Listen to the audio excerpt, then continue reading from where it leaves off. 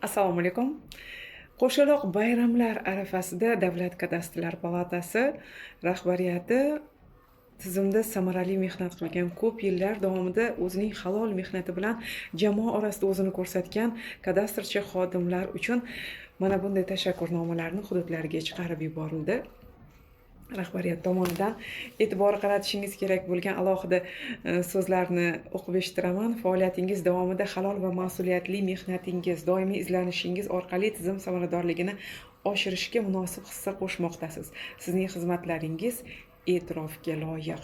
Samimiy minnatdorchilik va faoliyatingizda ulkan zafarlar, mustahkam sog'lik, xonadoningizga fayz va baraka tilaymiz. Davlat kadastrlar palatasi raisi Mohir Kamolovich Valiyev. Albatta, bu tashakkurnomalar qo'shimcha ravishda rag'batlantirish mukofot pullari bilan ham yetib boradi.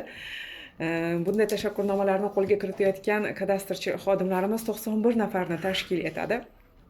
91 nafar kadastrchi xodimlarimiz orasida 18 nafarni kadastrchi ayollarimiz tashkil etadi. Shunday ekan, kadastrchi xotin-qizlarimizni alohida o'z nomimdan ham tabriklab qolaman.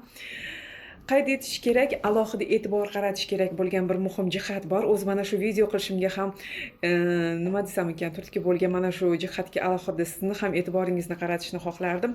Mana shu taqdirlanayotganlarni, ya'ni tashakkurnoma yuborilib, e'tirof etilayotganlar orasida 27 nafarni kadastrchi faxriylarimiz tashkil etadi. Ustoz otangdek ulug' deyishadi. O'z ustozlarini ulug'lagan mana shunday tashkilotda faoliyat yuritayotganimdan men ham faxrlanaman. Albatta, bu tashakkurnomalarni, e'tirofni qo'lga olgan har bir kadastrchimiz, faxriylarimiz bu e'tirofdan menimcha juda ham xursand bo'lishadi. Doimo sog', salomat bo'ling.